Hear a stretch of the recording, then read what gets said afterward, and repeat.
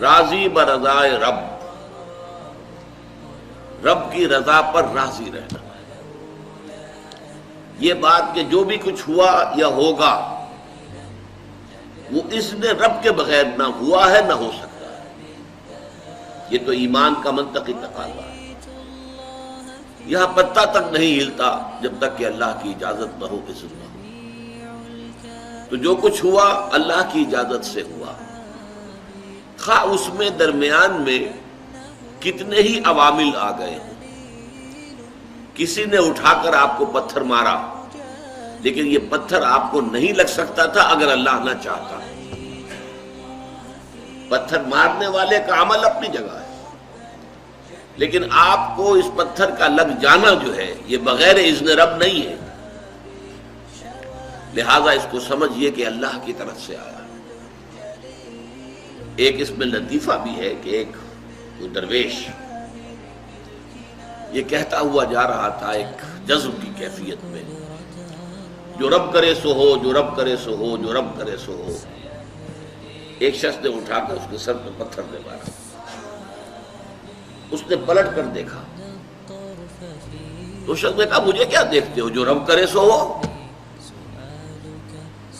اس درویش نے جواب دیا کہ یہ پتھر مجھے تو رب کے مارے ہی لگا ہے، لیکن میں دیکھ یہ رہا تھا کہ بیچ میں منہ کس کا کالا ہو گیا،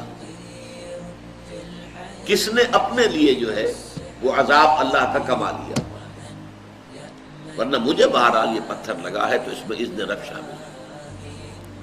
اچھا، اب جو شے اذن رب سے ہو رہی ہے، بندہ مومن کا اگر اپنا تعلق اللہ کے ساتھ مخلصانہ ہے، اس میں منافقت نہیں ہے، اس میں ریا نہیں ہے، اس میں دھوکہ نہیں ہے، اس میں فریب نہیں ہے. مخلص، مخلصین لہ الدین، تو اللہ تعالیٰ کا تعلق بھی اس کے ساتھ ریسیپروکیٹ کرتا ہے. اللہ تعالیٰ انا عند ظن عبدی بی، حضور یہ اللہ کا قول ہے حدیث قدسی میں کہ میرا بندہ میرے بارے میں جو کچھ گمان کرتا ہے میں وہی سلوک اس کے ساتھ کرتا ہوں. اللہ تعالیٰ بھی مخلص ہے. اللہ تعالیٰ کی مرضی کے بغیر کچھ نہیں ہو سکتا، تو یقیناً جو کچھ ہوا ہے اس میں میرے لیے خیر ہے.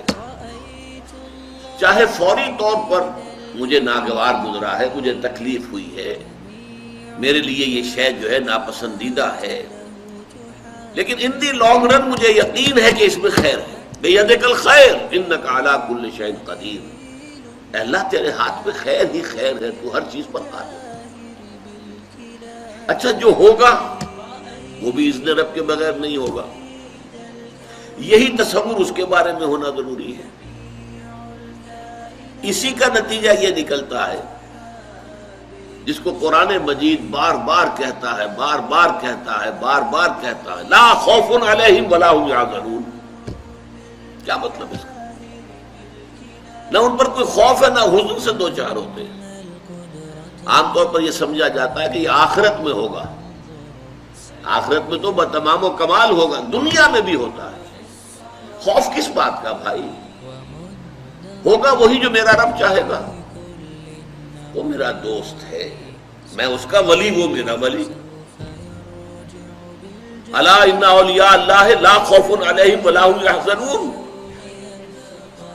جو اللہ کے ولی ہوتے ہیں، اللہ کے دوست ہوتے ہیں، ان کے نہ کوئی خوف ہوتا نہ حزن ہوتا.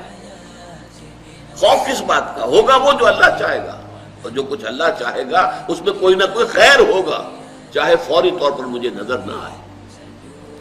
قرآن کہتا ہے سورہ بقرہ میں عسیٰ ان تکرہوا شیئا وہو خیر لکم وعسیٰ ان تحبوا شیئا وہو شر لکم. عین ممکن ہے کہ تم کسی چیز کو ناپسند کرو درحالے کہ اسی میں تمہارے لیے خیر ہو، اور عین ممکن ہے کہ تم کسی چیز کو پسند کرو درحالے کہ اس میں تمہارے لیے شر ہو. اللہ یعلم وانتم لا تعلمون. اللہ جانتا ہے، تم نہیں جانتے. تم افعال و اعمال و احوال و واقعات کے ظاہر کو دیکھتے ہو، اس سے متاثر ہو جاتے ہو. اس کے پردے میں کیا مشیت اذنی ہے، کیا ارادہ خداوندی ہے، اس کے پشت پر کیا چیز ہے جو اللہ تعالیٰ کو مطلوب ہے، یہ ہمیں نظر نہیں آتا. We are short cited.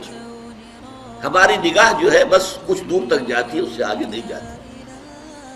لہذا افعال و اعمال و احوال و واقعات کے صرف ظاہر پر ہماری نگاہ ہے، باطن پر تو ہے ہی نہیں. لہذا ہم اس سے متاثر ہوتے ہیں. تو در حقیقت ایمان کا حاصل الا ان اولیاء اللہ لا خوف علیہم ولا هم یحزنون. اللہ کے دوستوں پر نہ کوئی حزن ہے نہ خوف ہے، کوئی سوال ہی پیدا نہیں ہوتا. اسی طریقے سے قرآن مجید جو ہے بلند ترین مقام جو انسان کا ہو سکتا ہے، اس کی تعبیر کے لیے الفاظ استعمال کرتا ہے رضی اللہ عنہم ورضوا عنہ. اللہ ان سے راضی ہو گیا، وہ اللہ سے راضی ہو گئے. یہ باہمی رضامندی ہے، دو طرفہ. دو طرفہ اللہ کے ساتھ تعلق ہوتا ہے، دو طرفہ تعلق ہوتا ہے. تم اللہ سے محبت کرو گے، اللہ تم سے محبت کرے گا. تم اللہ کے ساتھ مخلص ہوگے، اللہ تعالیٰ تمہیں واقعتاً اپنا مخلص بندہ بنا لے گا. تم اللہ کی طرف چل کر آؤ گے، اللہ تمہاری طرف دوڑ کر آئے گا. تم بارش برآؤ گے، اللہ ہاتھ بڑھائے گا. تم اسے محفل میں یاد کرو گے، اللہ اس سے کہیں بہتر محفل میں تمہارا تذکرہ کرے گا، ملائکہ مقربین کی محفل میں. تم اللہ کو اپنے دل میں یاد کرو گے، اللہ اپنے جی میں تمہیں یاد کرے گا. یہ دو طرفہ معاملہ ہے. تم اللہ کی مدد کرو گے، اللہ تمہاری مدد کرے گا. ان تنصروا اللہ ینصرکم ویثبت اقدامکم. اگر تم اللہ کی مدد کرو گے، اللہ کی مدد سے مراد کیا؟ اللہ کے دین کی مدد، اس کی نصرت. اللہ تمہاری مدد کرے گا. یہ رضی اللہ عنہم ورضوا عنہ سورہ مائدہ میں بھی آ رہا ہے، سورہ توبہ میں، سورہ مجادلہ میں، سورہ بینہ میں 4 مرتبہ ہے. دین کی بات پھیلانا صدقہ جاریہ ہے. ثواب کی نیت سے ویڈیو کو شیئر ضرور کیجیے. جزاک اللہ.